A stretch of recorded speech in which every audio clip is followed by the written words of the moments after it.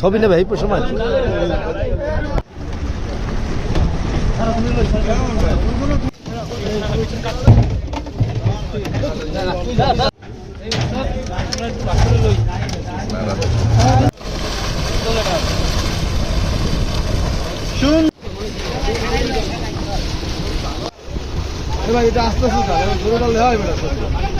বাংলাদেশ জাতীয় গোয়েন্দা সংস্থার গোপন তথ্যের ভিত্তিতে এবং তাদের প্রত্যক্ষ সহযোগিতায় উপকূলীয় অঞ্চল ভোলা থেকে আহরিত গলদার নিষিদ্ধ গলদার পিএল পরিবহনকালে দুয়ারিকা শিকারপুর টোল প্লাজায় গতকাল রাত আনুমানিক 2:30টার সময় এটি জব্দ করা হয় এবং জব্দ পরিবহনকালে এখানে গোয়েন্দা সংস্থার উপস্থিতি টের পেয়ে সবাই পালিয়ে যায়। এখানে কাউকে জব্দ করা সম্ভব হয়নি, কিন্তু পরিবহনকৃত প্রায় 3 লক্ষ গলদার পিএল জব্দ করা হয় এবং আইন অনুযায়ী পরবর্তীতে এটি কীর্তনখোলা নদীতে জনসম্মুখে অবমুক্ত করা হয়।